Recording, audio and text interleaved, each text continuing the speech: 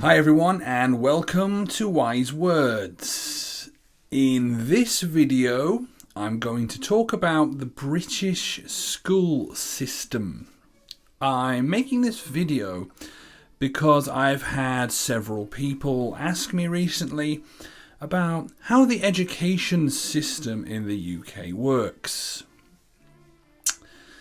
I'm not going to talk about kindergarten and university, rather I'll focus on school, so education between 5 and 18. So here are some basic facts. In the UK, children start primary school at the age of 5. This carries on until the age of 11, when children leave and move on to secondary school. This is sometimes referred to as high school, but that's really more of an American thing. From the age of 11, children are thrown into the world of secondary school. It's a scary place, believe me. I remember my first day on the school bus with all the big boys calling me names and pushing me around. Terrifying. That's right, we don't have middle school, which again is something imported from the American system. We go straight from primary school, or elementary school as it's called here, to secondary school. Once in secondary school, we start studying for our GCSE exams, which we take when we're 16.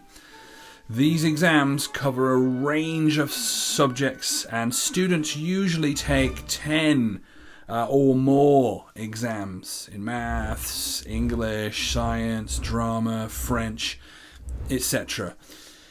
If you do well in your GCSE exams and want to continue studying, you move on to your A-levels. If you want to leave school at 16 after GCSEs, this is also possible.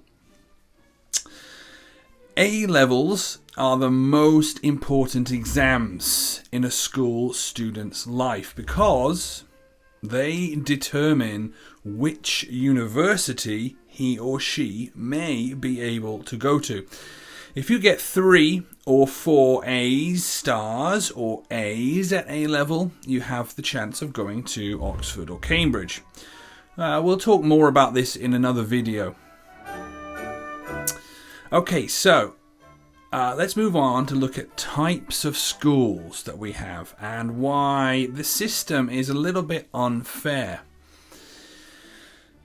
There are different types of schools available in the UK, and not everyone goes to a state-run school. There are state-run schools, and these are usually referred to as comprehensive schools. I went to one. Some of them are great, and some of them are terrible. It really depends on the area, the funding, and the teachers. There are also what are referred to as grammar schools. Unlike state schools or comprehensive schools, the name comprehensive means that they accept anyone. Students have to pass an entrance exam to get into a grammar school. These schools are disappearing, but they still exist in some areas of England. Many people believe that because they are selective, they are better. But again, it tends to depend on the area of the country they are in. Here are some questions from the grammar school entrance exam. Can you solve them?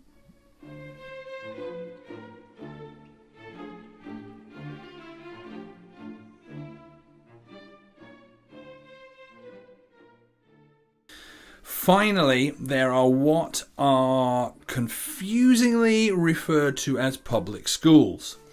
These are not public in the same sense as Korean public schools. Rather, they are fee-paying private institutions where the often extremely wealthy in society send their children. The most famous examples of public schools are Eton and Harrow. This is where members of the royal family and aristocracy go to school. Can you guess how much the fees are for 1 year at a top public school? Well, it's around $60,000. So only the wealthiest can afford to send their children to a public school. And this is where it gets political. Because the fees are so high, the quality of the facilities and the teaching is also very high. This means that many public school graduates get the opportunity to get good grades and then go on to study at Oxford or Cambridge University. It's also often the case that their parents also studied there, and their parents before them, and their parents before them, and on and on. This is what we call the old boys network.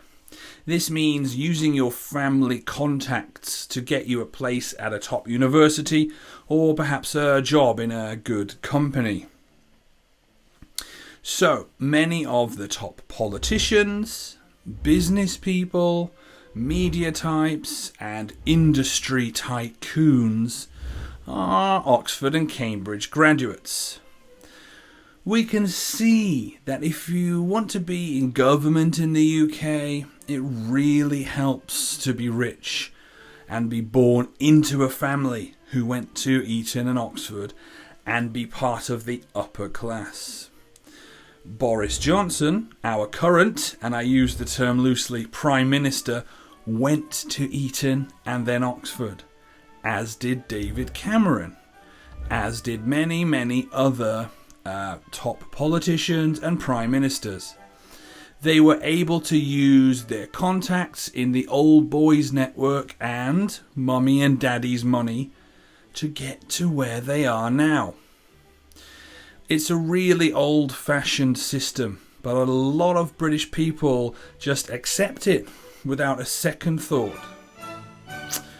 For the rest of us, we have to make do with second best.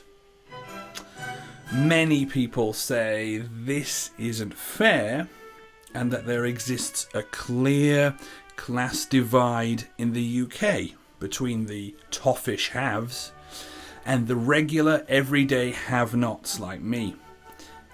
Is it fair that you can only become a top person in your chosen field if your mum and dad can afford to pay for your education to get there? Or if your family is well connected?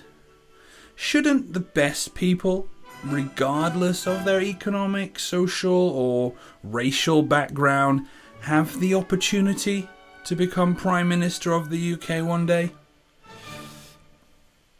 Is it right that the country is governed by a wealthy elite who have no idea how ordinary people live their daily lives and what they need to do to help them get better and improve? Well, what do you think? Are you for or against paying for education? Let me know in the comments below. Okay guys, so thank you for watching today. Hopefully you learned something. Please let me know what you think about the video in the comments below, and please subscribe and press the like button if you enjoyed this video. Okay guys, thanks for watching. See you again. Bye.